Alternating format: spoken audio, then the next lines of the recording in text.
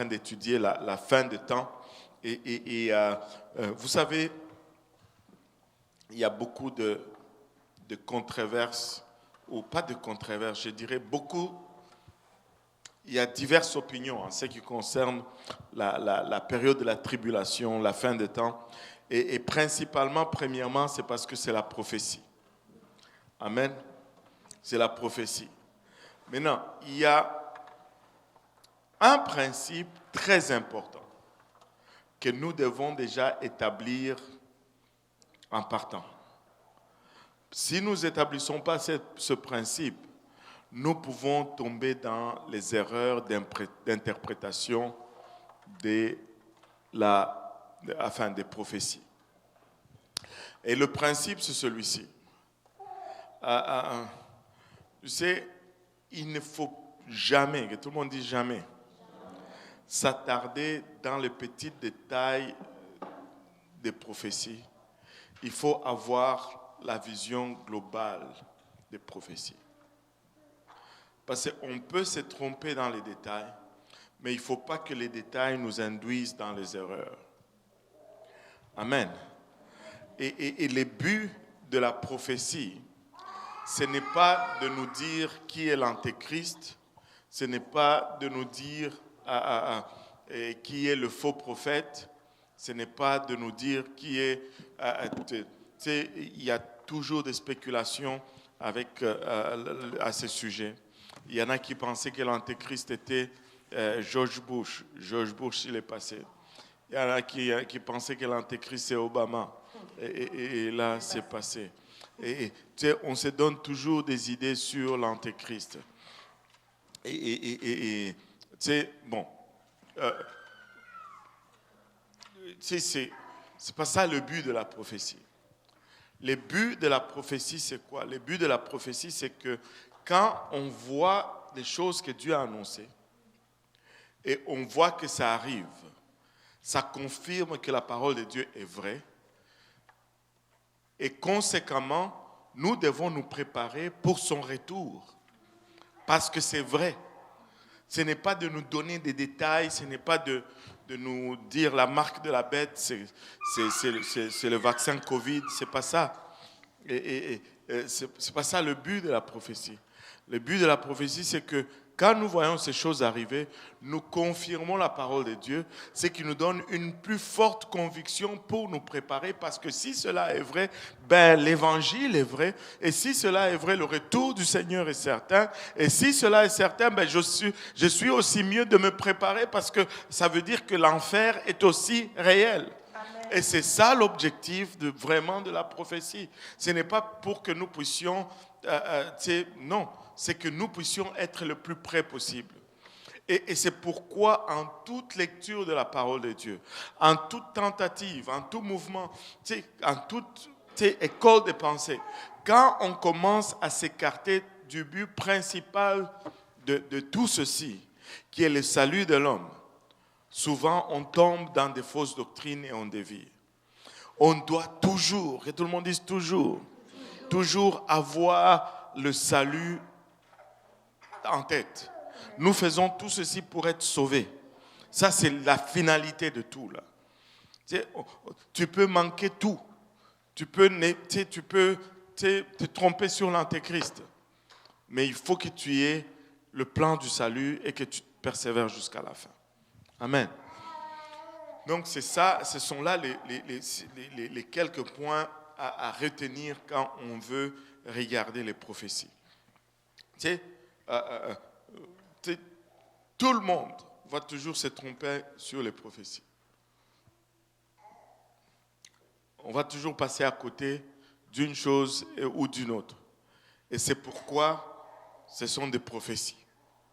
Parce que ce n'est que quand ça arrive qu'on peut vraiment être sûr que c'est ça. Sinon, avant ça, et on ne peut pas confirmer. Et on ne peut que spéculer là-dessus. Alors, nous allons regarder pour ces quelques semaines la fin des temps, comment la fin va arriver et quelles sont les choses auxquelles nous pouvons regarder et confirmer que vraiment, nous sommes dans la fin de temps. Pour le moment, ce n'est pas vraiment compliqué de faire croire à quelqu'un que nous sommes dans la fin de temps. Si on regarde les événements, juste les guerres, la guerre d'Israël avec le Hamas, les gens, beaucoup de gens ont pris peur et ils pensent que c'est la fin du monde. Et c'est ceux qui connaissent moindrement la Bible, ils commencent à essayer à se mettre en ordre. Mais il faut être en ordre déjà en partant là. Il ne faut pas attendre ça. Amen.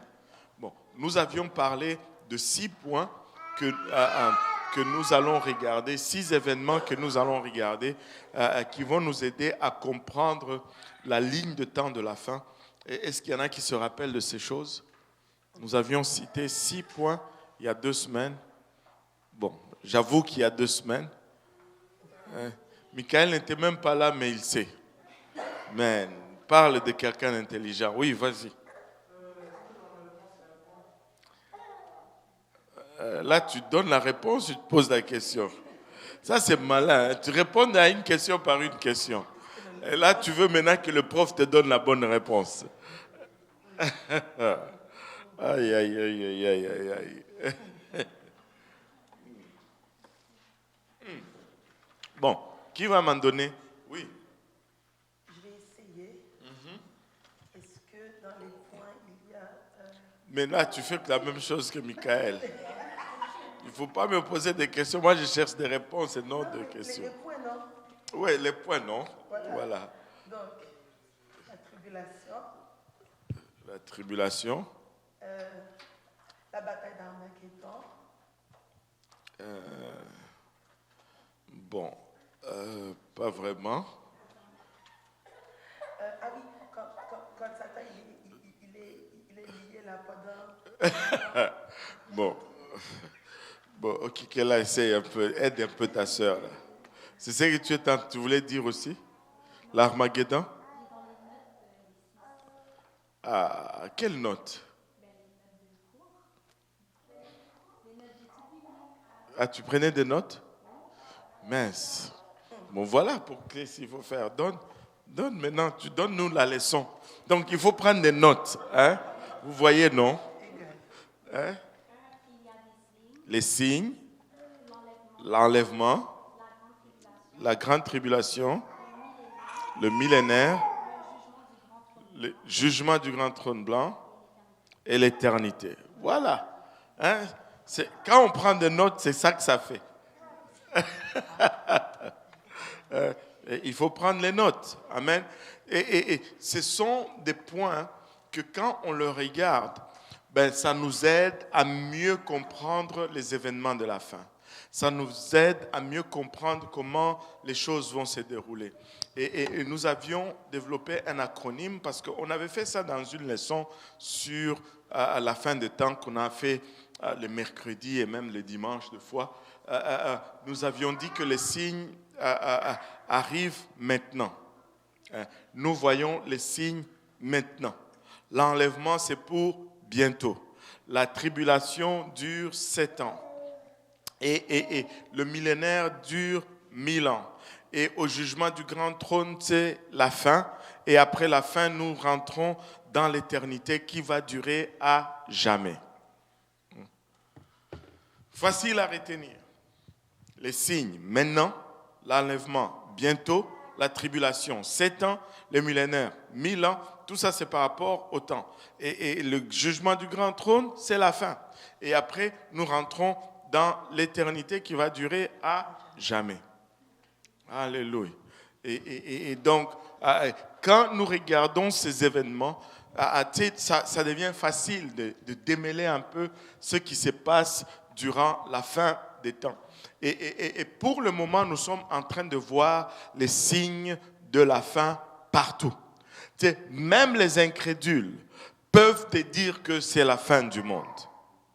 Même les gens qui ne viennent pas à l'église, qui ne lisent pas leur Bible, ils vont te dire que ce monde tend vers la fin. D'autres vont dire que c'est le réchauffement climatique. Nous savons que ce ne sont pas... on n'a pas de problème avec le plastique. Le problème, c'est le péché. Amen. Alléluia. Le problème, c'est le péché. Maintenant, c'est ce signe. Nous avions parlé, nous avions lu 2 Timothée 3, nous avions lu les choses. Vous vous rappelez, on avait lu cela 2 Timothée 3. On va le relire juste pour se rafraîchir parce que ça fait 2 semaines. 2 Timothée 3, au verset 5. Verset 1. On va lire à partir du verset 1. On va aller probablement jusqu'au verset 5 ou 6. Alléluia.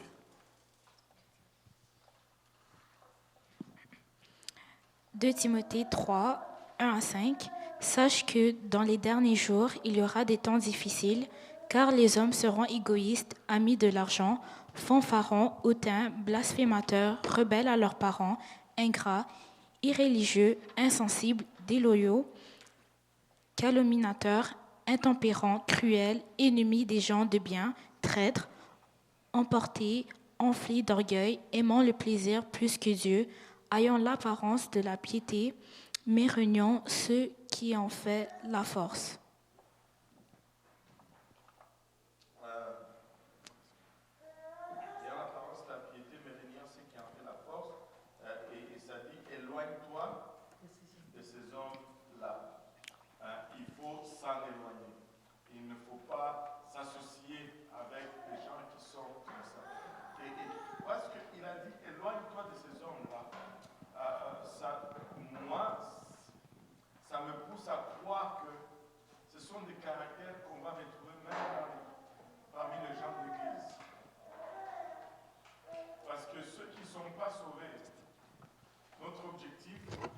J'ai oublié le micro.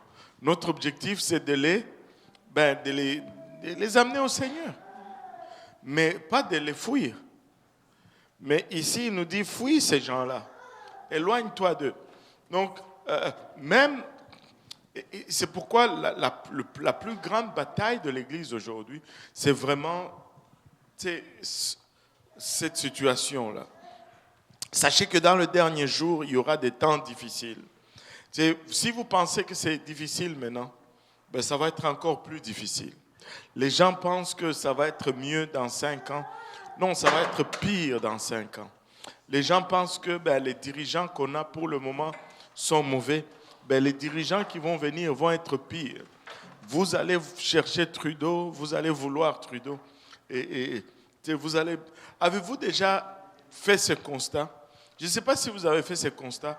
Avez-vous déjà remarqué que on dirait que les anciens dirigeants, qui quand ils étaient au pouvoir, on disait qu'ils étaient si mauvais. Mais plus on avance, on commence à regarder en arrière, on dit, il n'était pas si pire que ça. Moi, j'ai entendu des gens dire que Duvalier n'était pas si pire que ça.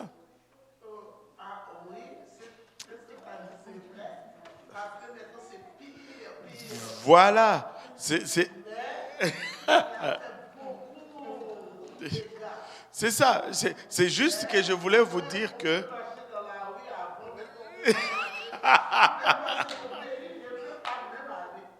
Voilà. J'étais accompagné de gars qui quand j'étais allé parce que j'avais une personne d'église. Et ça m'intéresse pas, je goûtais un peu dans le bonheur des autres, et je ne vais pas le tourner pour rien.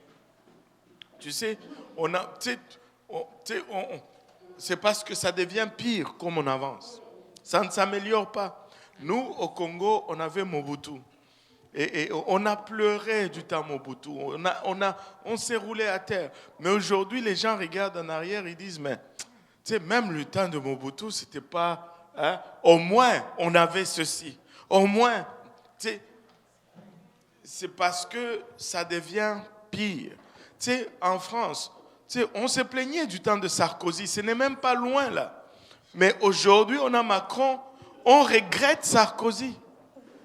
On dit, mais mieux vaut ça. Reviens, Sarkozy.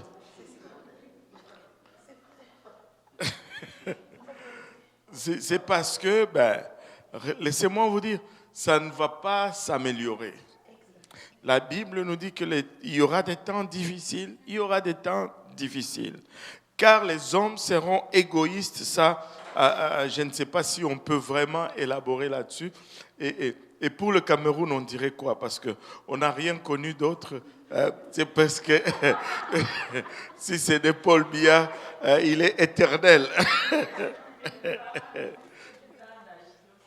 Bon, les parents disent que du temps d'âge, mais le Paul Biya là que vous preniez aujourd'hui là, attendez, s'il part, vous allez commencer à le chercher.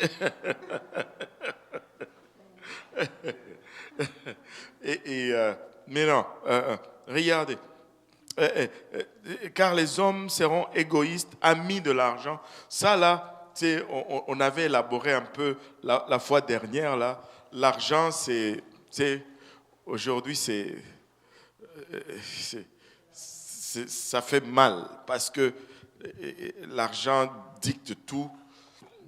Mais pour les enfants de Dieu, ça ne doit pas être comme ça. Amen. Notre Dieu, ce n'est pas le puissant dollar. Notre Dieu, c'est Jésus-Christ.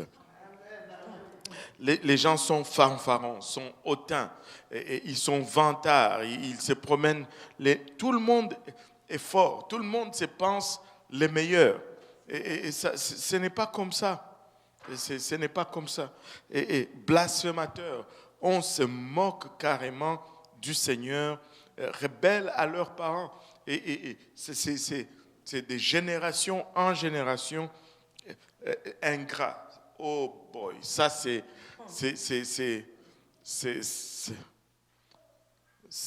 l'attrait le plus populaire. C'est l'ingratitude. C'est comme si on est ingrat, mais à un niveau qui dépasse même l'entendement. C'est comme ça, les choses sont dues. Les choses sont dues. On devait faire ça pour toi. Attends, ça ne marche pas là. Ingrat, irréligieux, n'en parlons pas. Insensible. Quelqu'un peut... ça, il y a même longtemps là. Longtemps. Vraiment, il y a peut-être 14-15 ans en arrière. J'étais au métro Côte-Vertu ici, j'attendais quelqu'un. Je ne sais plus si je partais ou j'attendais quelqu'un. Pendant que j'entrais dans le métro, il y a des gens qui sortaient, c'était l'heure de pointe. Une fille est tombée. Elle a fait une crise d'épilepsie là. Et elle est tombée vraiment comme boum. Et elle s'est fendue la lèvre et puis tu voyais, elle s'est secouée à terre. Je me suis agenouillé, je l'ai tournée, j'ai commencé à prier pour elle. Mais les gens passaient. Là. Les gens passaient. J'étais le seul, littéralement, à être à côté de cette fille et à essayer de faire quelque chose. Quelqu'un appelait une ambulance, je ne sais pas. Tu sais, jusqu'à ce qu'il y a une fille qui est venue, une dame une fille qui était genre un peu asiatique, genre, elle était là de loin. Moi, j'étais comme là. Elle dit, je suis étudiant en médecine, tourne-la comme ça. Toi, tu es étudiant en médecine et puis moi, je suis là, toi, tu es là. C'est toi qui devais venir. Mais qu'est-ce que tu fais en médecine? Tu vois quelqu'un à terre. Qu'est-ce que tu fais? Histoire authentique. C'est l'insensibilité est loin là. Loin. Vous voyez ces derniers temps les vidéos au métro, à New York. On va taper une vieille personne, quelqu'un qui passe, qui donne un coup de poing, puis il part. Sans raison.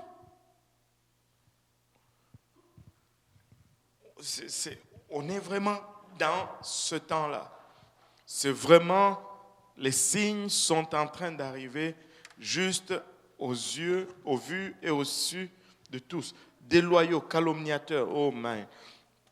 Calomniateurs, ça ce n'est pas, on peut débattre là-dessus. Ce ne sont pas seulement les hommes, ce sont les systèmes. Les gouvernements et calomniateurs, le système juridique calomniateur, la police calomniateur. Moi, j'ai perdu confiance en tous ces gens-là, à tout ce système. Vous rappelez-vous du temps de Covid? À un moment donné, ils avaient sorti une loi comme quoi vous pouvez entretenir des activités au minimum pour assurer la survie de votre entreprise. Parce qu'ils se sont rendus compte que les entreprises faisaient faillite parce que tout était fermé. Donc il dit activité minimum. Nous on a dit, oups là, activité minimum. On était à 7 ici dans le sanctuaire pour pouvoir faire le service d'ici et diffuser. Il y a eu 8 voitures de police autour de l'église. 8 voitures de police pour l'église. Les criminels courent, hein? Mais 8 voitures de police ici autour de l'église. Ils sont rentrés, ils ont barré toutes les entrées. Il y avait 7 personnes. Et même les 7 personnes venaient de 4 maisons seulement. Donc ils n'ont pu émettre que 4 tickets. On est allé devant la cour, les juges étaient là, la procureure était une menteuse, et je peux le dire vraiment, elle était là. On a donné le point par point. La loi est là. Nous étions à 7 pour diffuser de notre lieu de culte, utiliser les instruments, les équipements pour pouvoir servir tous ces gens qui sont en confinement. Quand on a présenté l'affaire, là, les juges étaient comme, ok, c'était correct. Il nous a dit, il n'y a pas de problème, vous allez entendre vous allez recevoir de nos nouvelles bientôt. Ils ont pris comme 7 ou 8 mois pour nous envoyer des amendes, nous condamner, et sans la loi pour laquelle nous condamnaient. On n'a jamais été cité, mais on était obligé juste de payer des amendes. J'ai dit, mais c'est tous des menteurs. Mais quand on se fait voler, la police n'est pas là pour courir après les voleurs. On leur donne toutes les preuves. Le iPad donne sa localisation dans la maison de quelqu'un. Ils ne sont pas capables d'aller là-bas. Non, ils ne peuvent pas. Non, on ne peut pas juste comme ça aller. Mais finalement, c'est quoi? Vous êtes là pour protéger les gens ou pour collecter l'argent pour le système? Anyway, je me défoule un peu. Pardonnez-moi. Revenons un peu à la parole du Seigneur. Mais des calomniateurs, ils vont raconter des mensonges pour te faire prendre, mais des vrais calomniateurs, on est resté vraiment avec un goût amer de toutes ces injustices. Intempérants. Je vais revenir un peu aux calomniateurs. Tu sais, si tu ne suis pas leur programme, tu deviens l'homme à abattre.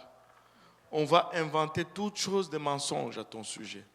Mais ceux qui sont à leur tête, ils font des mensonges et des escroqueries, on les suit. Ils ne sont pas embêtés pour rien au monde. Des calomniateurs. Intempérants, cruels, ennemis de gens de bien. Quand tu fais le bien, c'est toi qui es mauvais. Aujourd'hui, si tu dis il y a juste 2 sexes ou 2 genres, masculin, féminin, homme, femme, non, c'est toi le mauvais. C'est toi le méchant. C'est toi le qui est à côté. On ne peut plus juste être bien et logique et aller avec la tendance. Il faut qu'on soit tous crochus. Traîtres, emportés, enflé d'orgueil. Oh, aimant le plaisir plus que Dieu. Ben, ça, c'est très clair. Tu sais, regardez le stade de hockey, comment c'est plein et comparé aux églises. Comment... et tu sais, une fois, j'avais, dans une étude, j'avais projeté une image. C'était une image d'un match de football des Alouettes. Il y avait la neige. Est-ce qu'il y en a qui se rappellent de cette image? Il y avait la neige. Les gens étaient dans le gradin avec leurs vestes et leurs tuques et la neige était tombée sur eux là. Ils étaient recouverts de neige, mais ils regardaient. Il fallait qu'ils suivent le match là. Mais qu'il y ait 2 centimètres de neige à terre là, les gens ne sont pas capables de venir à l'église. Tu sais, c'est différent. Comment on peut...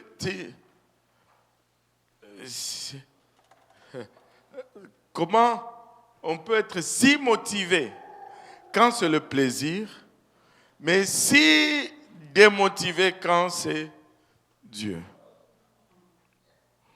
Allô? Seigneur, redonne-nous ta passion. Seigneur, redonne-nous ta passion. Redonne-nous la passion de ta maison. Amen. Alléluia. Et enflé d'orgueil, aimant le plaisir plus que Dieu, et en l'apparence de la piété, mais régnant ce qui en fait la force. Éloigne-toi de ces hommes-là. Donc, c'est juste une apparence de religion, mais en réalité, il n'y a rien. Tu sais, le livre de Matthieu 24 nous parle d'une autre catégorie, d'autres signes. Et les gens mangeaient. Lisons un peu Matthieu 24, verset 38.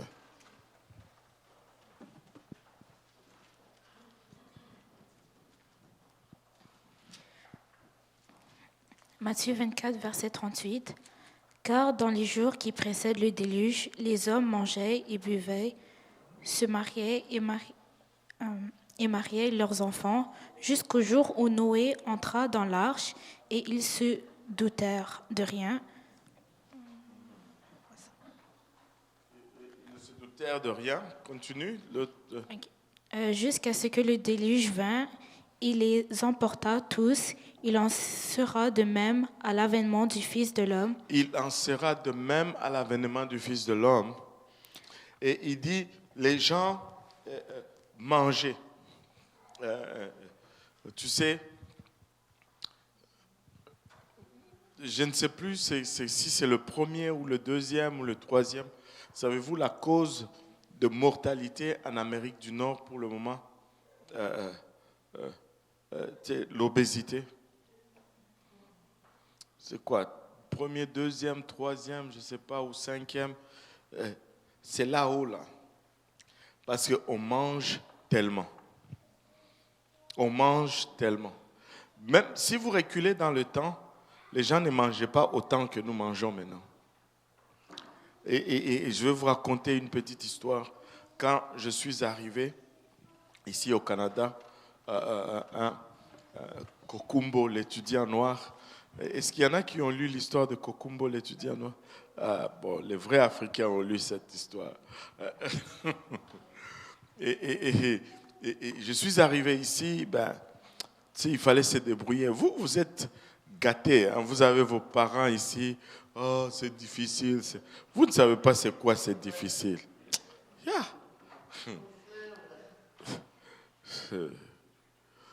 Aïe, aïe, aïe.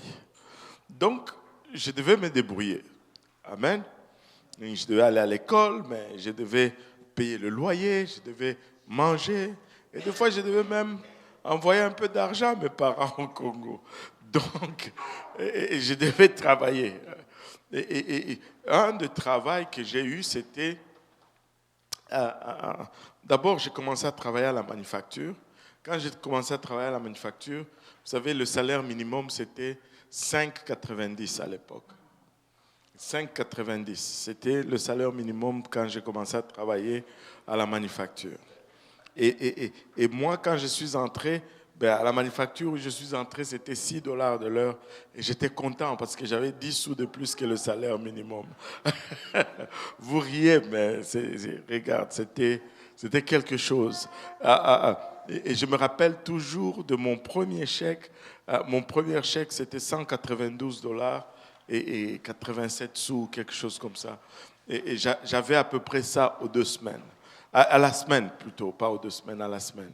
$192. Et mon loyer, c'était $380.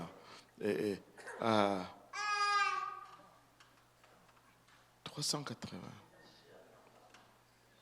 Je pense que mon loyer, c'était 330 ou 380.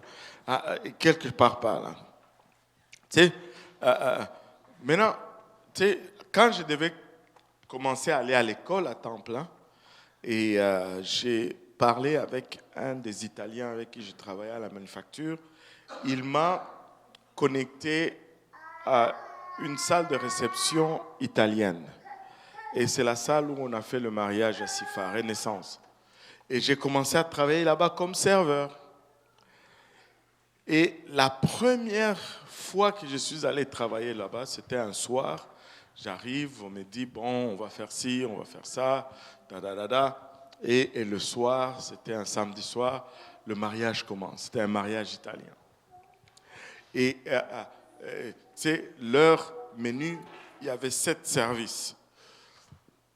Il y avait la soupe, la salade, le sorbet, les pâtes, les antipâtes, le plat principal, puis le dessert. Et tu sais, on commence à servir. Les gens mangent. Et tu sais, quand on est arrivé au plat principal, là, ils avaient déjà mangé le sorbet, ils avaient déjà mangé la salade, ils avaient déjà mangé les pâtes, ils avaient déjà mangé les antipâtes, une espèce de jambon avec quelques fruits. Et là, quand on amène le steak, c'est le repas, le plat principal, c'était le steak. Tu sais, évidemment, ces gens-là étaient déjà rassasiés, mais tu sais, il y en a qui touchent juste le coin du steak et puis c'est fini. Et c'était des steaks. Et là, moi, pauvre Africain, je débarrasse les assiettes. Je dis, mince. Je vais à la cuisine, je dis au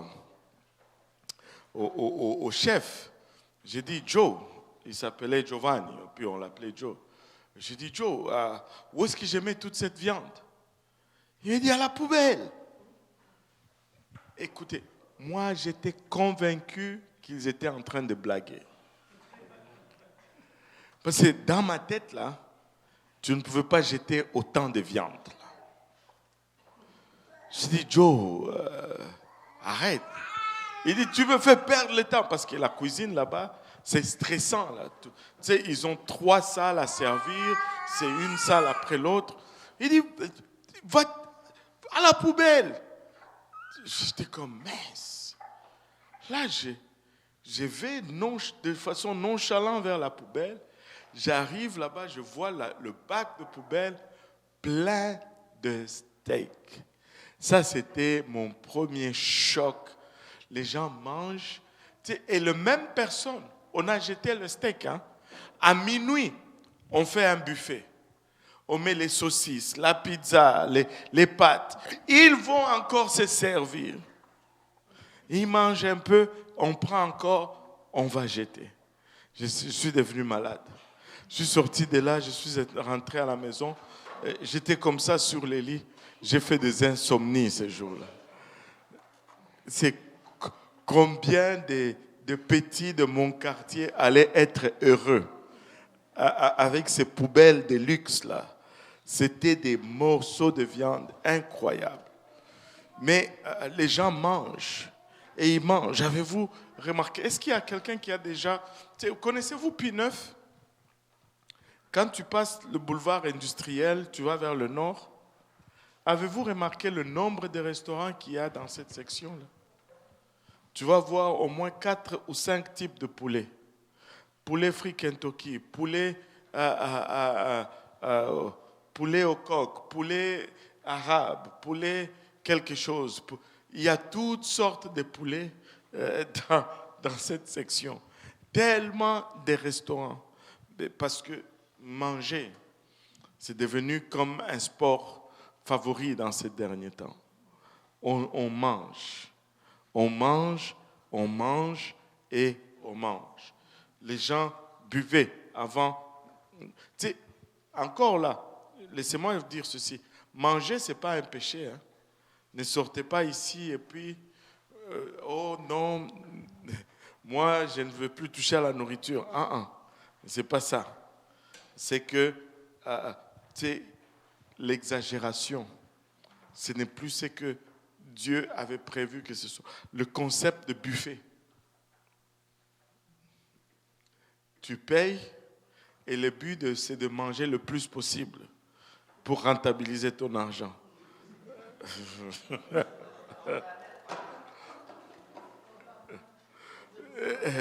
Ils disent, tu sais, Rehoboth, non, Rehoboth, je ne l'amène pas au buffet, c'est une perte d'argent. Je vais gaspiller l'argent, je l'amène comme un Happy Meal et puis, n'est-ce pas, Réo? Le buffet, c'est bon? Tu aimes ça, le buffet? Toi, manger, c'est pas... Et donc, les gens buvaient. C'est pas que... on doit boire, je veux dire de l'eau. Mais je pense qu'aujourd'hui, on boit plus de jus que de l'eau. Allô?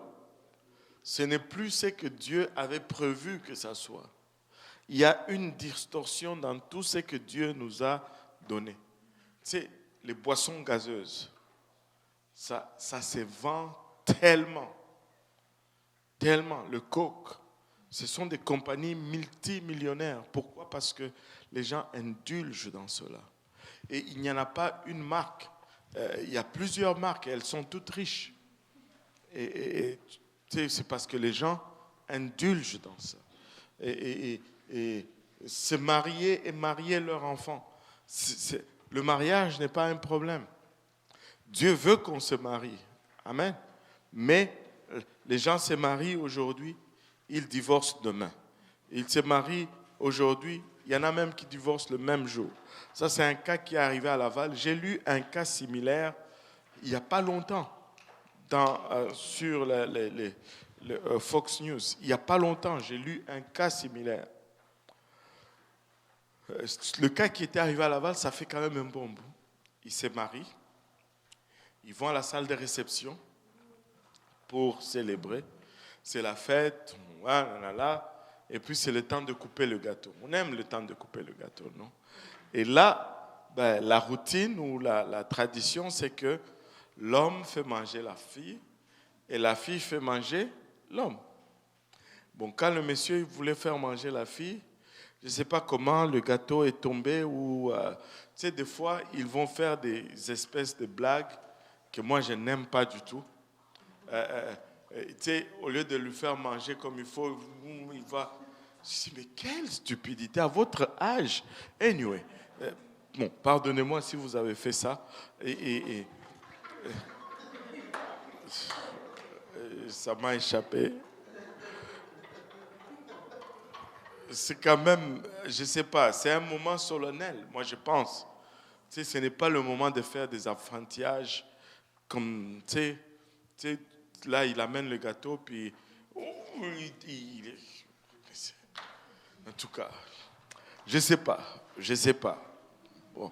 Si c'est ça votre plaisir, allez-y fort. Mais moi, je trouve que c'est pas... Anyway, l'homme a fait quelque chose comme ça, la femme s'est fâchée, tape, gifle l'homme, et puis l'homme la repousse, et puis et ça commence à se balancer les nourritures et les coups, et le mariage finit à la salle de réception. Le même jour du mariage. Comme quoi? Avez-vous suivi je ne me rappelle plus où trouver ce clip-là. Mais si quelqu'un trouve ce clip, s'il vous plaît, me l'envoyez. C'était le mariage d'un Africain avec une blanche. Et puis là, le ministre ou le prêtre lui dit, c'est la femme, tu dois te soumettre à ton mari. Et puis, elle dit, what?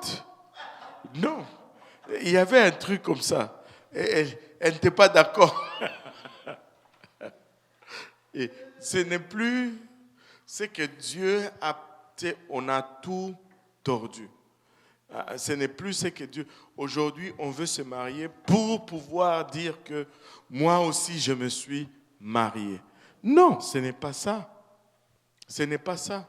On devient même des fois déprimé parce qu'on ne s'est pas marié. Non, ce n'est pas ça. Regardez, les gens vont souvent dire, toi tu peux dire ça parce que...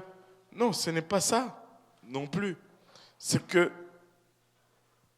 quand on en arrive là, on tombe toujours dans un désastre. Ça devient toujours un désastre.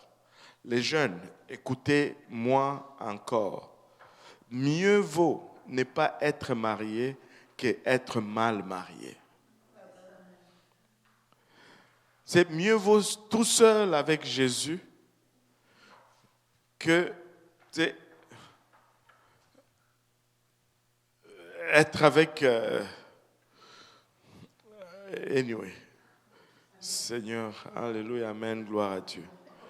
Et si tu n'es pas comblé avec Jésus, tu ne seras jamais comblé avec une autre personne. Jésus est parfait. Tous les autres que tu vas trouver, ils sont imparfaits.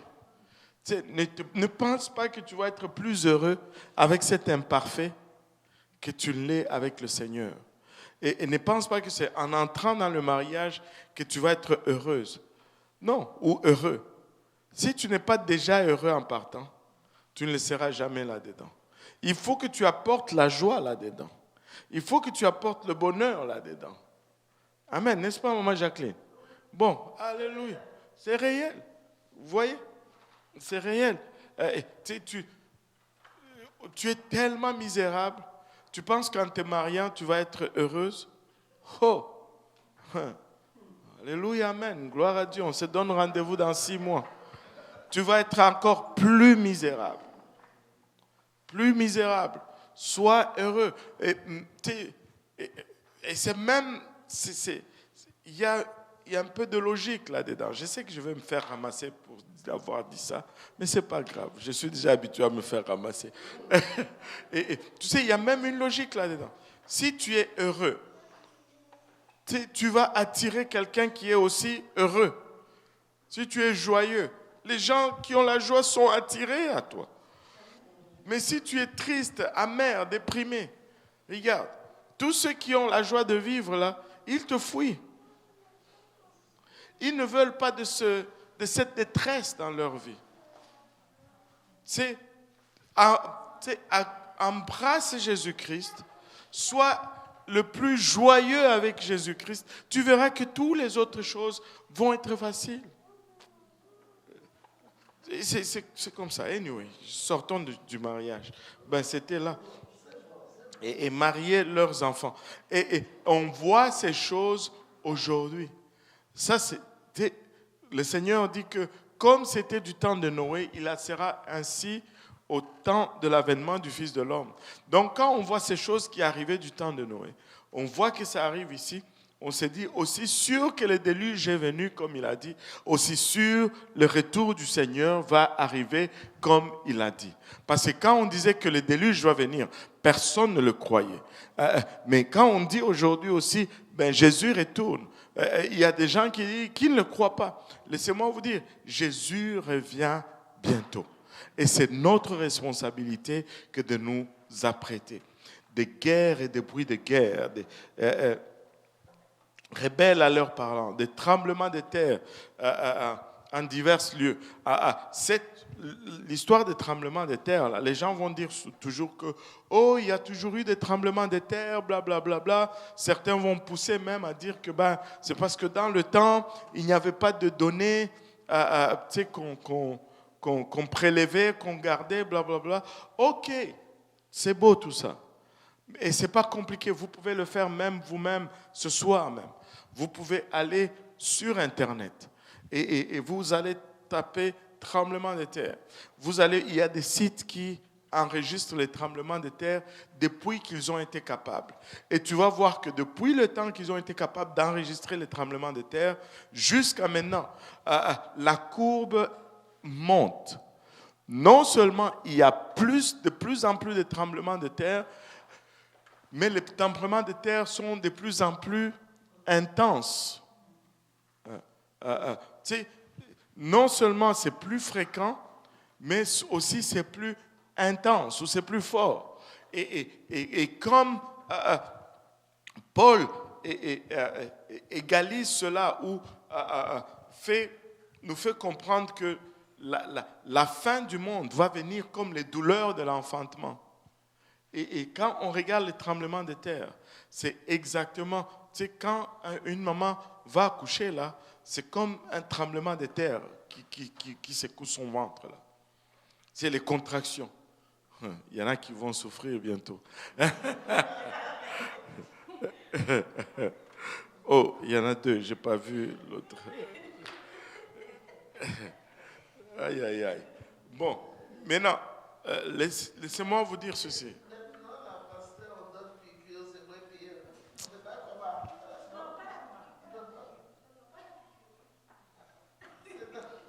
C'est mieux de ne pas prendre l'épidural.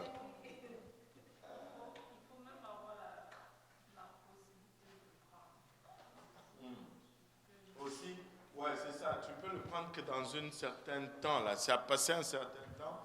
Si tu peux ne pas prendre ça, là, ne le prends pas. Parce que après, ouais, des fois, tu as des douleurs dans le dos qui durent quand même assez longtemps. Là. Et tu ne récupères pas bien non plus. Et, maintenant, regardez ceci. Quand les contractions sont éloignées et sont d'une intensité faible, on dit que le bébé est encore loin. Mais plus les contractions se rapprochent et plus il devient fort. Et tu vas voir que la salle d'accouchement, là, ils commencent à amener les trucs là, à chaleur là, pour placer les bébés. Ils amènent les trucs stérilisés, tout. Parce que le bébé approche. Plus ça devient fréquent, plus ça devient intense, plus le bébé est proche de naître. Et c'est la même chose avec les tremblements de terre. Plus on avance dans le temps, plus ça devient fréquent et plus ça devient intense. Et nous nous rapprochons vraiment de la fin où la terre est en train de souffrir les douleurs de l'enfantement, littéralement, comme la parole de Dieu nous le dit. C'est Luc 21, 26. Luc 21, 26, on va lire ce verset avant d'avancer un peu.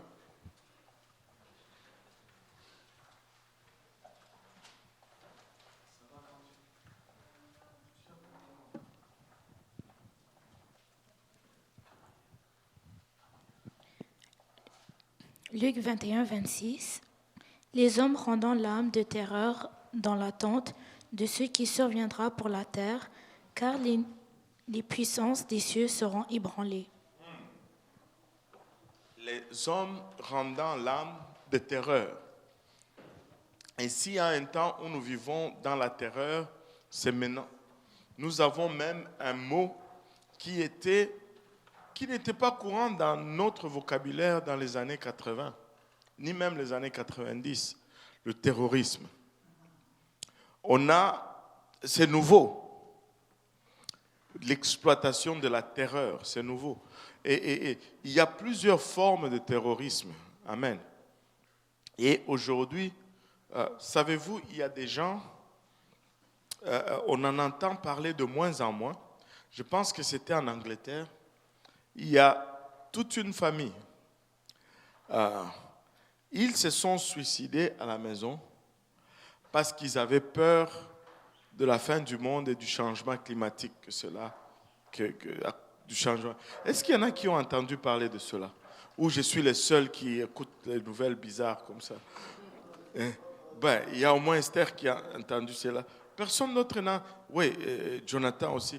Tu sais, à cause de la peur, tu sais, que ce monde est fini, les changements climatiques.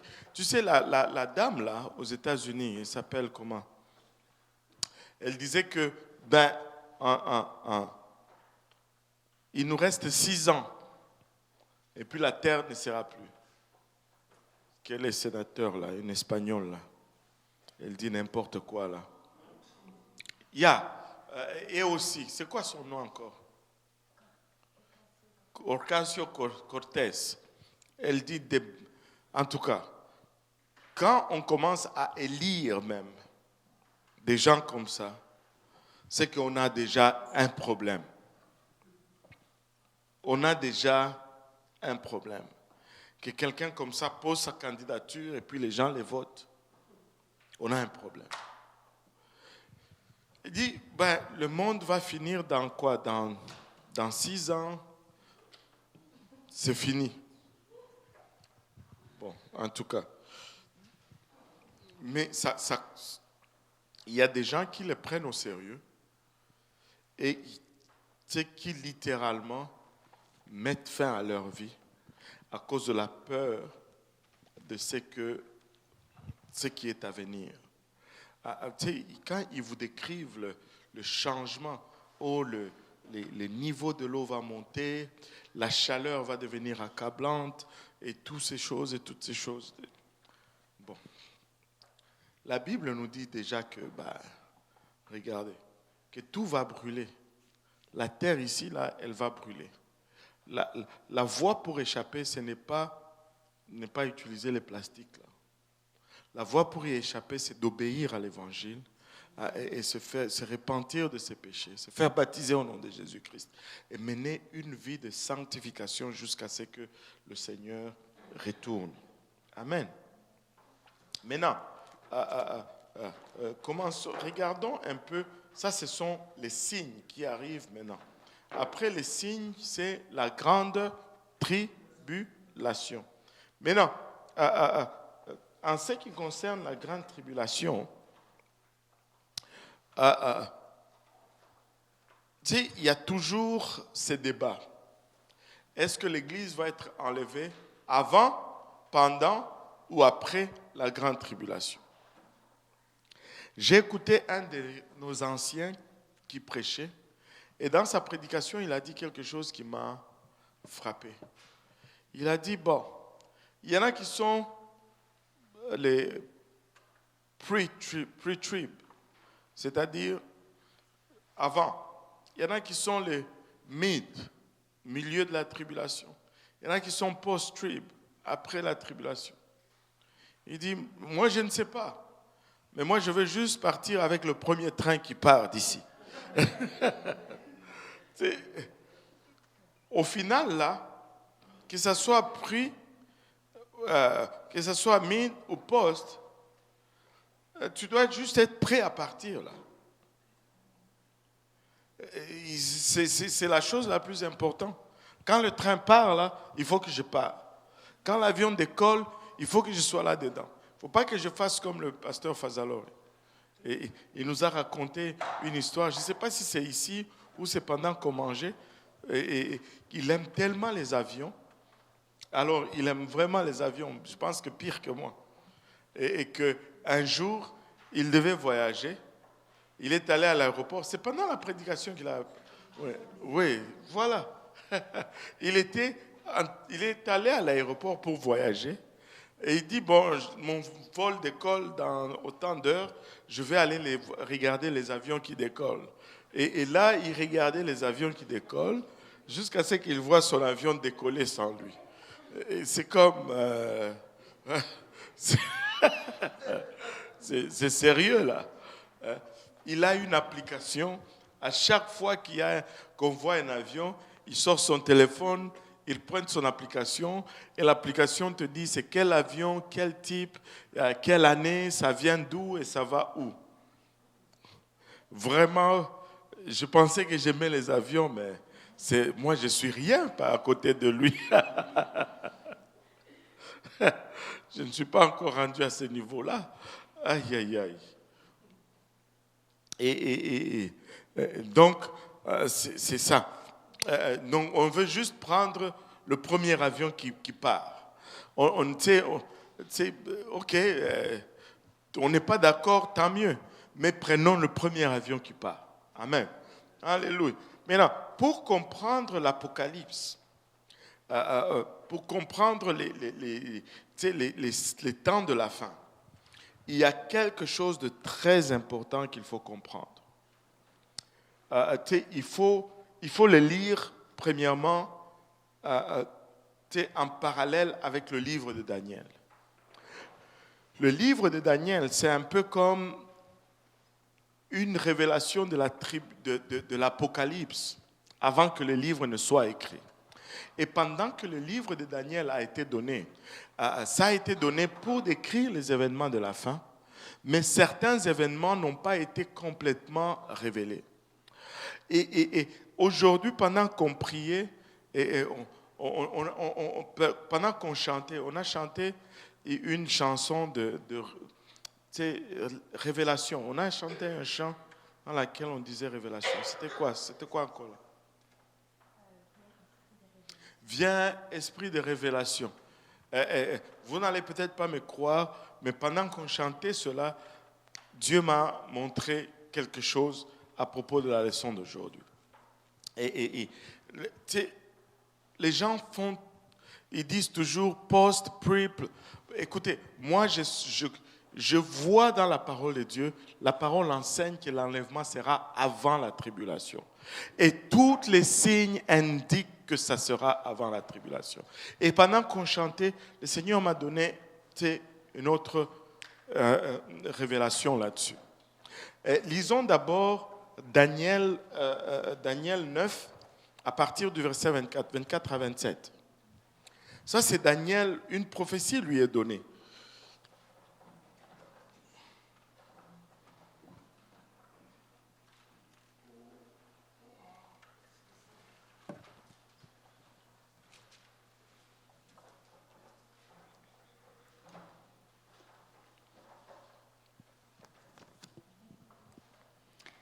Daniel 9, 24.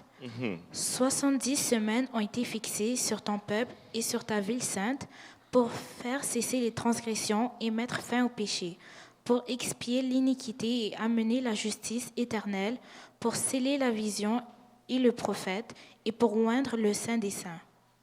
Sache-le donc et comprends, depuis le moment où la parole a annoncé que Jérusalem sera rebâtie jusqu'à loin, au conducteur, il y a 7 semaines, dont 62 semaines.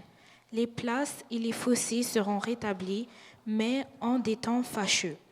Après les 62 semaines, un roi sera retranché et il n'aura pas de successeur. Le peuple d'un chef qui viendra détruira la ville et le sanctuaire, et sa fin arrivera comme par une inondation. Il est arrêté que les dévastations dureront jusqu'au terme de la guerre. Il fera une solide alliance avec plusieurs pour une semaine, et durant la moitié de la semaine, il fera cesser le sacrifice et l'offrande. Le dévastateur commettra les choses les plus abominables jusqu'à ce que la ruine et ce qui a été résolu fondent sur le dévastateur. Wow! Il y a des mots-clés pour comprendre ceci. Ça, c'est la première partie qu'il faut réaliser. Et cette partie est vraiment très déterminante dans ce sens que, je ne sais pas si... Ok, c'est bon. Et cette partie est très déterminante parce que Dieu va regarder l'humanité toujours en deux parties. Il y a les Juifs et les nations ou les gentils. Amen. Ou les païens. Et c'est de ces deux-là, il va sceller les deux alliances que nous appelons communément l'ancienne alliance avec les Juifs et la nouvelle alliance avec les nations ou les gentils. Amen. Et maintenant, puis-je poser une question?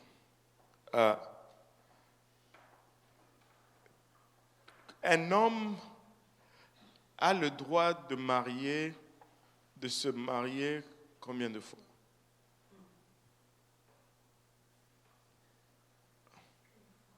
Une fois. Un seul mariage. Amen. Et le mariage, c'est le type de notre relation avec Dieu. Maintenant, ceux qui disent que l'enlèvement sera après la tribulation, ils ont un problème. Parce qu'on ne peut pas avoir deux alliances qui courent en même temps. Dieu qui nous a donné ces principes, il ne peut pas y avoir deux mariages qui courent en même temps. Qui a suivi l'enseignement que le pasteur Afa a fait sur Osée? Allez écouter. Osée a eu sa première femme, et puis cette première femme est partie, et Dieu lui dit, tu prendras une autre dont on ne connaît même pas le nom, mais il fallait que celle-là quitte la maison pour que Osée ait le droit de revenir à l'autre femme. Et ça, c'est encore une fois le type de ce qui arrive vers la fin de temps. Ne vous y trompez pas, peuple de Dieu.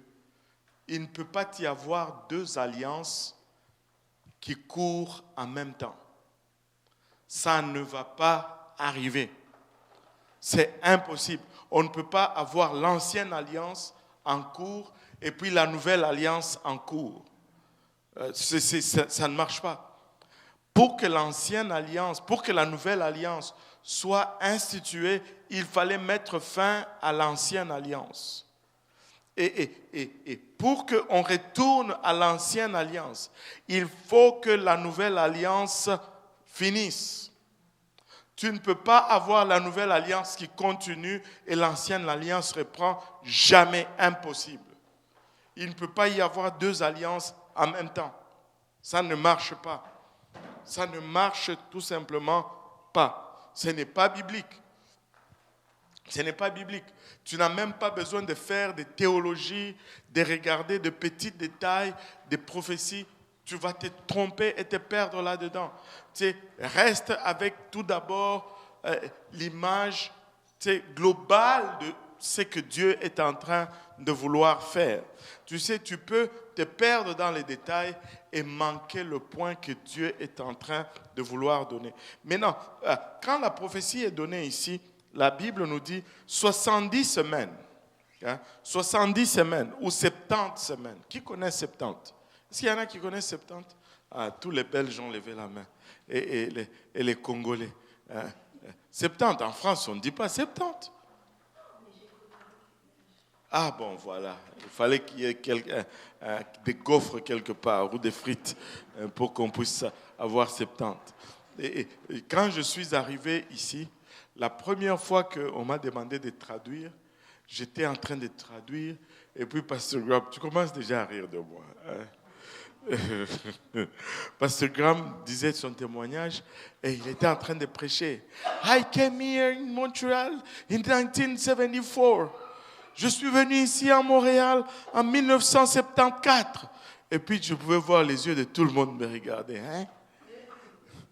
Mais c'était trop tard, c'était déjà sorti. Et 70, c'est 70. Hein? Le vrai français, là, c'est 70. Voilà. Aïe, aïe, aïe. Ben, 70 semaines ont été fixées sur ton peuple et sur ta ville sainte. Maintenant, regarde, il dit 70 semaines. Les 70 semaines sont fixées sur les peuples de Daniel. C'est qui le peuple de Daniel?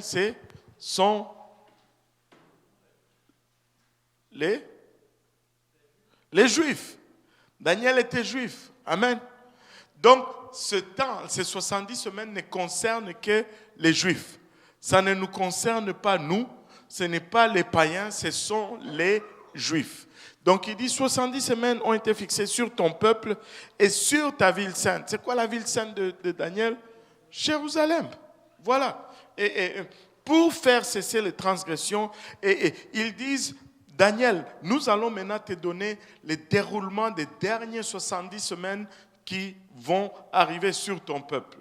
Et porte attention, tu vas voir la ligne de temps. Il dit, sache-le donc et comprends. Depuis le moment où la parole a annoncé que Jérusalem sera rebâtie jusqu'à loin au conducteur, il y a 7 semaines. Et par la suite, il y aura 62 semaines. Et les places et les fossés seront établis, mais en des temps fâcheux. Après les 62 semaines, un oin sera retranché. Donc, depuis que c'est une semaine, c'est une période de 7 ans. Amen. Et là, il dit, dès l'annonce que la ville va être rebâtie, la ville de Jérusalem va être rebâtie, il y aura 7 semaines. Donc, dans 49 ans, Daniel, la ville de Jérusalem va être reconstruite. Après 49 ans, la reconstruction de Jérusalem est faite et il va y avoir 62 semaines. 62 semaines, ce qui fait 434 ans, qui va aller jusqu'à ce que le oin sera retranché ou jusqu'à la mort du Messie. Amen. Et après la mort du Messie, il dit un peuple viendra et il va détruire le temple. Et après la mort de Jésus, les Juifs, les Romains sont venus et ils ont rasé Jérusalem, ils ont détruit les temples. Il n'est pas resté pierre sur pierre. Tout a été détruit. Maintenant, le problème, c'est que à partir de cela, il dit que le oin est retranché, il n'aura pas de successeur.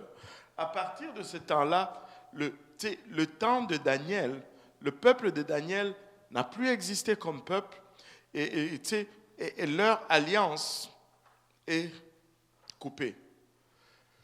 Il s'ouvre un temps que même les prophètes n'ont pas vu voir dans ce temps, et comme on va le voir un peu plus tard dans le Nouveau Testament, un temps qui était caché, un temps qui était scellé. C'est pourquoi la parole de Dieu nous dit que si le diable savait, il n'allait pas crucifier le Seigneur de gloire.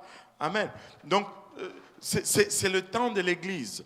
Après la mort de Jésus-Christ, Jésus est monté, l'ancienne alliance a cessé, la nouvelle alliance a commencé et c'est le temps de l'Église.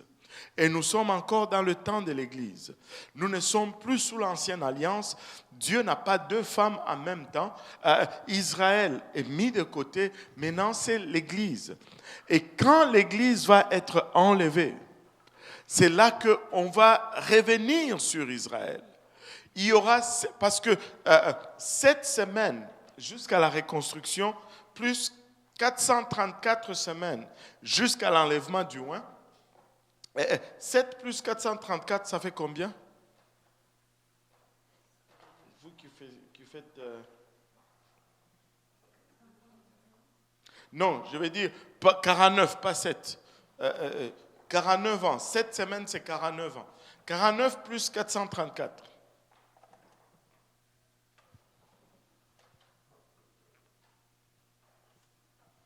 Non, oubliez, je vous mêle. Je vous mêle. Rewind. Play. 7 plus 62.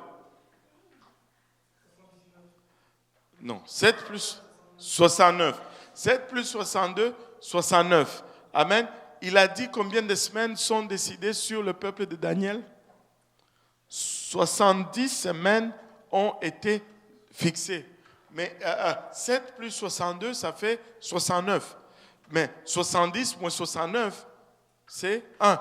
Il reste encore une semaine sur le peuple de Daniel qui n'est pas encore accomplie. Et les 1 semaine, c'est le 7 ans de tribulation. Et c'est pourquoi, lors de la grande tribulation, l'alliance qui va prévaloir, c'est l'ancienne alliance. Parce que l'Église ne sera plus là. Dieu va retourner à Israël. L'Église ne sera plus là. Nous ne serons plus ici. Il ne peut pas y avoir 2 alliances qui courent en même temps. N'achetez pas n'importe quoi. N'achetez pas n'importe quoi. Il faut que l'Église soit enlevée. Il faut que celui qui retient soit enlevé pour que l'Antéchrist ait... L'Église, c'est la seule chose qui retient le diable aujourd'hui. Oui, j'arrive à toi, donne-moi 2 minutes. L'Église, c'est la seule chose qui se tient dans la brèche. Et si, c'est une autre absurdité de ceux qui disent que on va être ici durant la grande tribulation, c'est celle-ci. Pour qu'il y ait grande tribulation, il faut que le diable ait domination sur tout. Là. Maintenant, si l'Église est encore ici sur terre, cela veut dire que le diable a aussi domination sur l'Église. Or, c'est Dieu qui est dans l'Église. Comment le diable va-t-il avoir domination sur l'Église? Ça ne marche pas. C'est la seule chose qui retient le diable maintenant, c'est l'Église. Pourquoi le diable n'a pas contrôle de la terre? C'est parce que l'Église est sur la terre. Et sur cette pierre, je bâtirai mon Église, et les portes de l'enfer ne prévaudront point contre elle. On ne peut pas être ici sur terre et le diable avoir libre cours, alors on n'est plus l'Église. Dieu n'est plus dans l'Église. Il faut que l'Église soit enlevée d'abord pour que le diable puisse avoir libre cours sur la terre. Toute indication est pour que on va être enlevé avant. On va être enlevé avant. Donc, 69 semaines. Et puis, le temps de Daniel a été posé. C'est pourquoi on dit toujours que Israël est l'horloge de Dieu. Dès qu'ils vont recommencer à faire tout le sacrifice de l'ancienne alliance, si nous sommes encore ici, il y a un problème. Mais laissez-moi vous dire, ils ont tout. Et ils vont reconstruire le temple bientôt et ils vont recommencer. Mais laissez-moi vous dire, je peux vous dire que le Seigneur va venir avant que nous puissions nous voir cela. Parce que quand nous allons partir, ils vont recommencer. Ils ont les vaches rouges. Ils ont, j'ai vu, pas les vaches, je n'ai pas vu les vaches, mais j'ai vu le chandelier d'or, j'ai vu les vêtements de sacrificateur, j'ai vu les vêtements du souverain sacrificateur, j'ai vu ils ont même élevé tous ces insectes qui tissent ces espèces de soie. Je vous dis, c'est dans les détails. Il faut aller en Israël. Venez avec nous sur le tour d'Israël. Vous allez voir des choses qui vont vous éblouir. Il y a le Temple Mount Institute. Ils ont tout, même tous les ingrédients pour refaire l'huile pour le chandelier. Ils ont tout. L'autel des holocaustes, ils ont la cuve des reins, ils ont.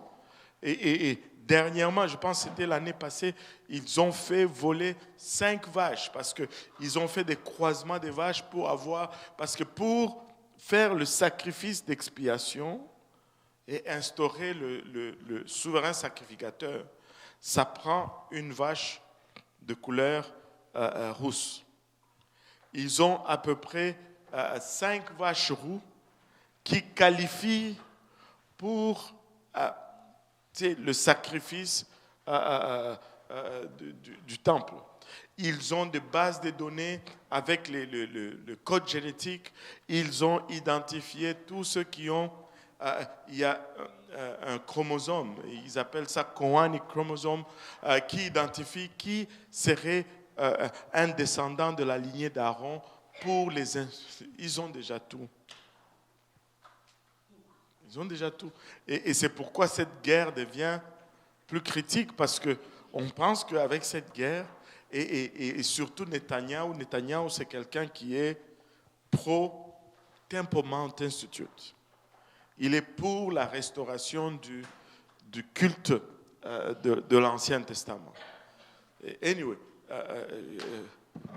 Monsieur Michael. Est-ce que, disons, un juif, parce que vous avez dit que 2 alliances ne peuvent pas prendre cours en même temps. Non. Disons, un juif, maintenant, il refuse d'obéir à l'évangile. Et là, il attend l'enlèvement. Et maintenant, il se dit être dans l'autre alliance. Est-ce que ça va fonctionner? C'est à ses risques et périls. C'est plus facile d'obéir à l'évangile que d'être dans l'autre alliance. Là. Et moi, je l'ai toujours expliqué comme ça. Parce que dans ce temps-là, oui, il va y avoir l'ancienne alliance, mais il va y avoir cette même persécution en même temps. Maintenant, toi, tu refuses de te faire baptiser. Tu penses que, qu'est-ce qui est plus facile? Se faire baptiser d'eau au nom de Jésus ou prendre une balle dans la tête et mourir pour Jésus? Ben, c'est ça. Donc quelqu'un qui refuse déjà ce qui est plus facile ne va pas s'en sortir avec ce qui est plus difficile. C'est pourquoi quand on voit quelqu'un qui rejette l'évangile, qui rejette la sanctification, on sait que ça ne va pas aller loin. Parce que ça va être plus difficile après. Aujourd'hui, on te demande de vivre pour Jésus. Tu n'arrives pas. Et tu penses que tu vas arriver à mourir pour Jésus? Permettez-moi de vous dire que c'est plus facile de vivre pour Dieu que de mourir pour Dieu. Allô? C'est vrai, hein? Au moins, je suis encore vivant. Aïe, aïe, aïe. Alléluia. Et donc, je ne veux pas aller plus loin aujourd'hui. Donc, les 70 semaines de Daniel, on va s'arrêter sur les 70 semaines de Daniel, et puis on va revenir maintenant, on va mettre l'âge de l'Église, le temps de l'Église là-dessus, l'Église entre les 2 semaines. Là. Ça entre vraiment entre les 2 semaines. Et entre les deux, pas les 2 semaines, mais entre le premier 69 semaines et la dernière semaine. Et les dernières 7 ans, c'est vraiment la grande tribulation. Une autre chose qui, je vais vous donner ça comme ça, une autre chose qui me convainc absolument que l'Église ne serait pas là lors de la grande tribulation, parce que la grande tribulation, les gens se trompent toujours. La grande tribulation, ce n'est pas seulement le déchaînement du diable qui fait souffrir les gens. La grande tribulation, c'est aussi la colère de Dieu qui est en train d'être versée sur la terre. C'est aussi la colère de Dieu.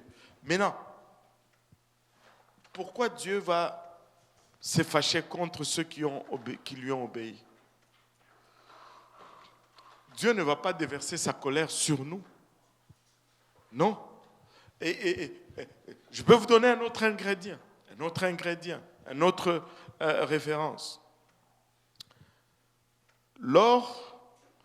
Lorsque Dieu a déversé sa première colère sur la terre, c'était le déluge. Amen. Ceux qui lui ont obéi sont sortis. Allô? Lorsqu'il a déversé sa deuxième colère sur Lot, c'est ceux qui lui ont obéi sont sortis d'abord. Il ne déverse pas sa colère sur Sinon, ça sert à quoi de lui obéir? Ça ne sert à rien de lui obéir. Ridicule. Tu sais, ce concept est ridicule. Bon, tu peux quand même aller au ciel si tu tiens à l'évangile et tu marches. Mais il y a un danger à penser que cela va arriver après la grande tribulation, au milieu de la grande tribulation. Je vais vous dire pourquoi. Parce que tu vas être là, tu attends la grande tribulation, et quand tu vois que la grande tribulation commence, c'est alors que tu commences à te dire, ok, ben là je veux me préparer, il me reste 7 ans, il me reste... Ça ne va pas être comme ça. Ça va être comme un voleur. On n'aura pas de référence. Le Seigneur va revenir comme ça. Amen. Donc soyons prêts. Menons une vie de repentance. Et en plus, la Bible ne donne aucune, que tout le monde dise aucune instruction pour survivre dans la grande tribulation. Voilà qu'est-ce qu'il faut faire pour être sauvé durant la grande tribulation. Il n'y en a pas. Les gens disent il faut se préparer. Tu penses que tu vas te cacher? Tu vas te cacher où? Aïe, aïe, aïe. Essaye même de te cacher maintenant. On sait où tu es. Tu sais, j'ai assisté, je vais finir avec ça, j'ai assisté une fois à un procès. Il y avait une famille qui venait ici dont le fils avait été tué par balle. Et là, les gangsters, tu sais, les jeunes, en tout cas, on les a arrêtés. Puis, tu sais, et quand on était à l'enquête, le policier disait comment, tu sais, il y avait la fille, il y avait des filles, anyway. Le policier disait comment, le téléphone de la personne est parti de telle place, tu es parti d'ici à ici, de telle heure à telle heure. Tu as fermé ton téléphone. Quand tu l'as rouvert, tu étais à telle place. On sait où tu es. Avec les téléphones que vous aimez, le TikTok. Si vous êtes sur TikTok, sortez de ces choses-là, s'il vous plaît. C'est vraiment, le Seigneur m'a dit ceci. Il y a un esprit de voyeurisme et un esprit d'exhibitionnisme qui anime ces choses. Tu veux montrer tout ce que tu fais. Mais pourquoi? Et tu veux voir tout ce que... Oh, tel a posté, il faut que tu vois. Tel a posté. C'est du voyeurisme. C'est comme aller regarder ce que les gens font dans leur maison. Je n'ai pas besoin de savoir tout ce que... Tu sais, Michael a mangé quoi aujourd'hui? Seigneur Jésus, aide-nous. Aide-nous. Détachez-vous de ces choses. Insta, ils disent même plus Instagram. Insta, c'est ça, non? Insta.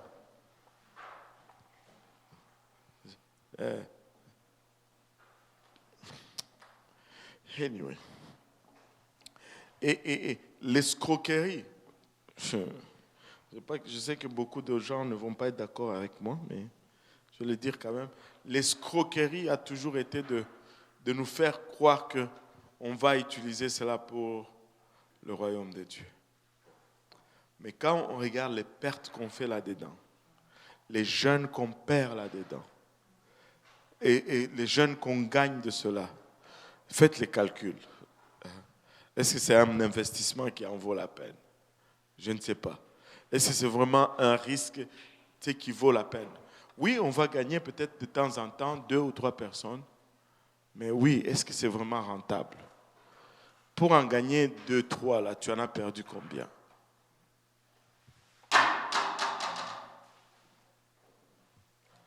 Allô? Allô? Ça, c'est juste moi, avec mes pensées des années 70, hein, on va dire ça comme ça, hein, le vieux jeu, l'ancien, bon, c'est ça.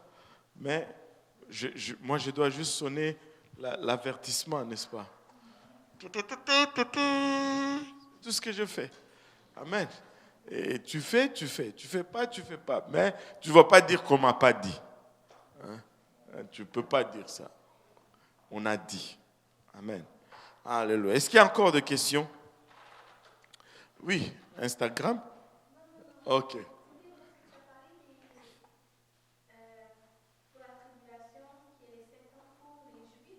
Oui. Ben, parce que ça fonctionne comment? C'est que maintenant qu'on a l'Église, est-ce que les Juifs qui sont ici vont être jugés de la même manière? Oh que oui. Si on t'a prêché l'Évangile, là, que tu l'as rejeté, que tu sois juif, que tu sois pas juif, ça ne change rien. Et la preuve, c'est qu'il y a des Juifs qui sont chrétiens à fond, là. Tu sais, le rabbin, par exemple, c'est un Juif. Mais, tu sais, tout le monde va être traité de la même manière. Et les Juifs qui vont rester, certes, ils vont être porteurs de l'Alliance, mais pour y arriver, techniquement, là, dans la grande tribulation, pour être sauvé, il faut mourir. Ça va être ça. Et c'est seulement, ils vont être à nouveau porteurs de l'Alliance. Comme aujourd'hui, ce sont les païens qui sont porteurs de l'Alliance. C'est pourquoi quand tu regardes Apocalypse, à partir du verset 5, là, d'abord à partir du chapitre 4, on parle d'abord de ce qui se passe dans le ciel, et puis on commence à parler de ce qui se passe sur la terre, mais le focus est mis sur les Juifs. Ce n'est plus sur les païens. Donc, Dieu retourne à Israël.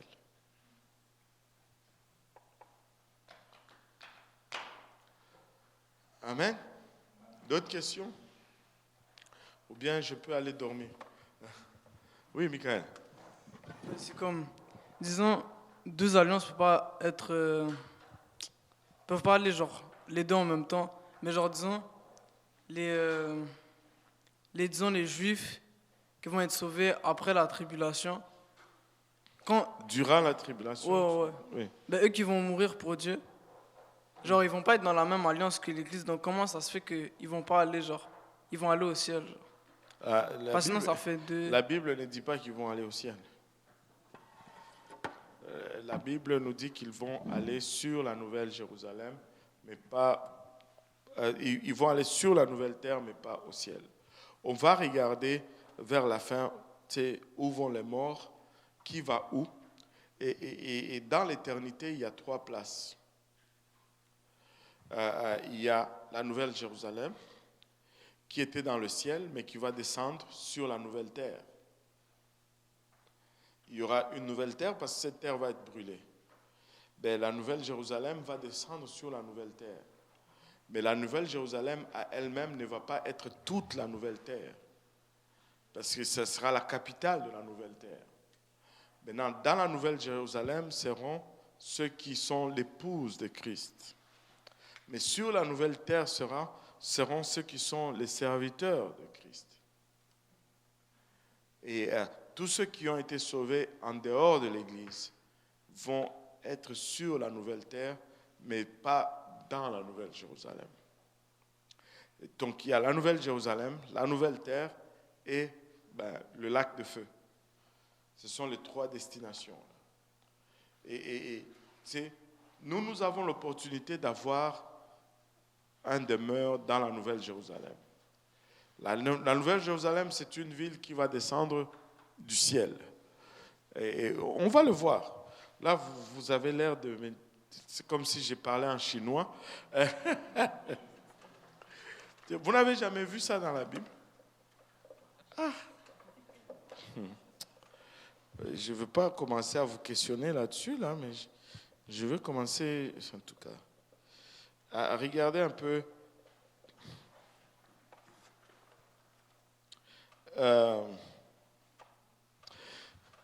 Regardez un peu Apocalypse 21, juste pour que vous me fassiez un peu plus confiance. Amen. Bon, on ne va pas aller dans le détail. Apocalypse 21, versets 1 et 2. Apocalypse 21, versets 1 et 2. Puis je vis un nouveau ciel et une nouvelle terre, car le premier ciel et la première terre avaient disparu, et la mer n'était plus. Et je vis descendre du ciel d'auprès de Dieu la ville sainte, la nouvelle Jérusalem, préparée comme une épouse qui s'est parée pour son époux. Bon, c'est ce que j'ai dit, non? Alléluia. Et donc, il y aura une nouvelle terre. Amen. Et cette capitale, Jérusalem, pour Dieu, ça a toujours été la capitale. C'est pourquoi il y a toutes ces guerres là, pour là-bas. Là. C'est parce que c'est là où Dieu veut mettre son trône. Et tu sais, Dieu va faire descendre une autre ville, une autre Jérusalem. Parce que toute cette terre va brûler, va être détruite. Et maintenant, sur cette nouvelle terre, il y aura ceux qui ont été sauvés dans différents temps, différentes époques, différentes circonstances. Mais dans la nouvelle Jérusalem, il y aura l'épouse, ou ceux qui vont régner avec Christ. Eux, ils vont avoir leur demeure dans la nouvelle Jérusalem. Ils vont être comme aujourd'hui, vous savez, ceux qui habitent la capitale, surtout en Afrique. Ici, c'est un peu moins, les capitales n'ont pas tellement d'importance. Mais en Afrique, si tu habites la capitale, tu es quelqu'un. Si tu habites les autres villes des provinces, là, bon, vous ne comprenez pas cela. Vous n'avez pas grandi en Afrique. Hein? Aïe, aïe, aïe. Demandez à ceux qui ont grandi en Afrique. Les gens de la capitale, c'est les gens de la capitale. Hein? N'est-ce pas? Alléluia. Nous serions de la capitale. Amen. Alléluia. Et donc, si c'est encore flou, on va regarder ça en détail, peut-être la semaine prochaine ou l'autre semaine, on va arriver à tout ceci. Amen. Bon. Oui, maman.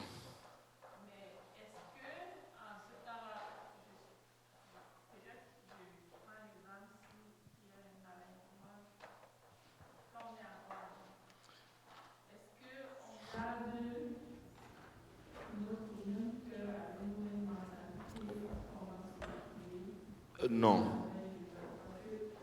Non. Non, non, non, non. Non, non, non, non, non, non, non, non, non, non, non, non. C'est ce que j'ai dit.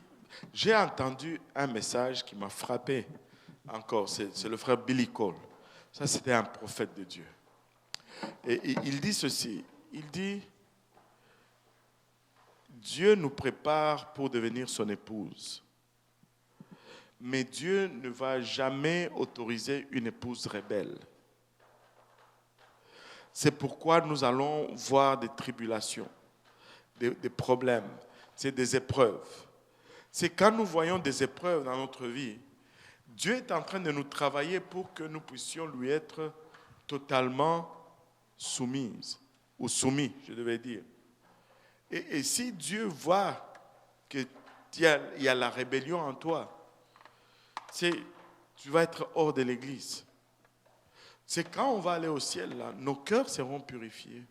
C'est pourquoi, je vous dis, un des péchés le plus grave ou le plus difficile, là, c'est la rébellion. C'est l'insoumission, là. Quand on en parle, parce que ça te met hors de l'église, au fait. C'est parce que Dieu ne va pas, si tu n'arrives pas à développer cette soumission, il va te mettre hors de l'église. Parce qu'il n'y aura pas d'insoumission dans la ville sainte. Déjà,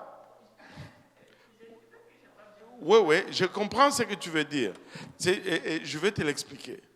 Déjà, déjà dès le départ, ici, là, aujourd'hui, nous sommes venus ici de nous-mêmes. Déjà dès le départ, tu vois, maman. Et tu sais, parce que Dieu ne va pas épouser quelqu'un par force. Ou il ne va pas te manipuler. Dieu pouvait te faire juste ça, nous devenons des robots. Et tout ça, oui, oui, oui. Mais s'il y a ça, il n'y a pas de relation. Mais pendant que nous venons volontairement à lui, si nous avons des choses, des défauts, des trucs à arranger, si nous avons des défauts, des trucs à arranger, Dieu nous envoie des épreuves pour que nous travaillions ces défauts. Et quand nous allons entrer là-dedans, nous allons avoir un cœur parfait. Mais quand nous y arriverons, déjà, quand nous développons cette prédisposition, Dieu nous change, nous serons changés. Nous n'allons plus avoir les mêmes désirs. Déjà, juste ça, c'est un soulagement. Amen. Mais d'abord, il faut qu'on ait cette prédisposition. Et il faut qu'on développe cela. Mais si on ne développe pas cela, on va être dehors. On va être dehors. Parce qu'il n'y aura pas de rébellion là-bas. Il n'y aura pas d'insoumission. Et ça ne va pas exister. Mais nous allons avoir un corps glorifié. C'est d'abord que je vais faire mieux qu'Adam et Ève même. Parce que nous n'allons même pas avoir le sang. Nous allons être de chair et d'esprit. C'est pourquoi nous n'allons même pas pouvoir faillir. Nous allons avoir le même corps que Jésus a maintenant. Phénoménal, non? Phénoménal.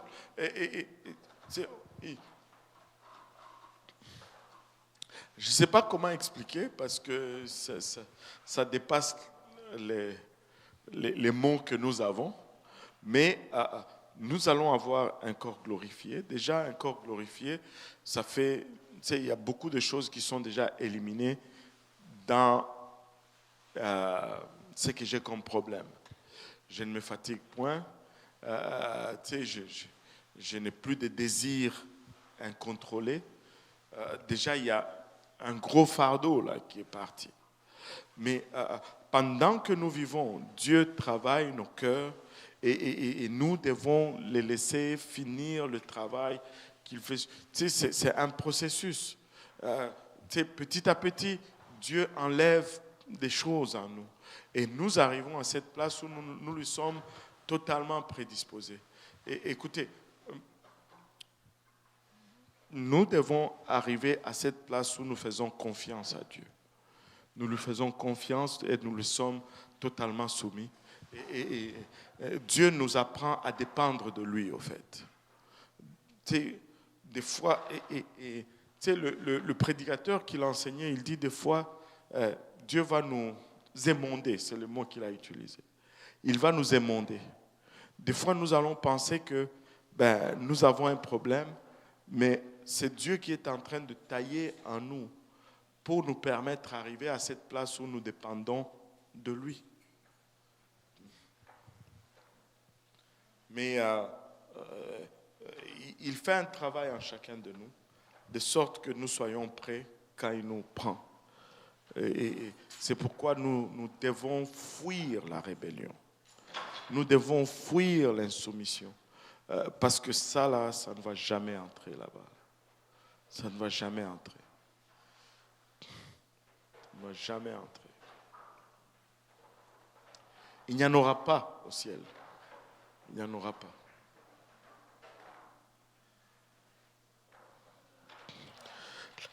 Là, parce qu'on se regarde aujourd'hui, on voit nos problèmes et nos défauts, on se dit, est-ce qu'on va vraiment y arriver? Mais c'est une bonne façon de voir parce que ça dénote de l'humilité. Ça dénote qu'on se regarde objectivement. Mais il faut savoir que notre espoir repose sur Christ et c'est lui qui a commencé l'œuvre en nous.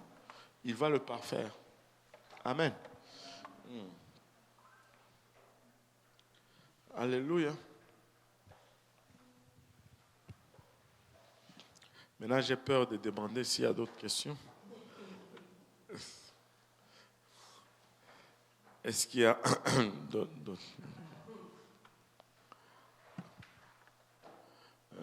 Michael est en train de se retenir là. Il est obligé de fermer ses poings pour ne pas lever la main et dire j'ai une question. Bon, si vous avez des questions, écrivez-les. Et de toutes les façons, lundi prochain, on va les entamer. Amen. On va rester dans le même sujet. Amen. Mais on veut juste essayer d'aller dormir pour la route de demain. Amen. Alléluia. Bon, doyen, tu peux nous conclure?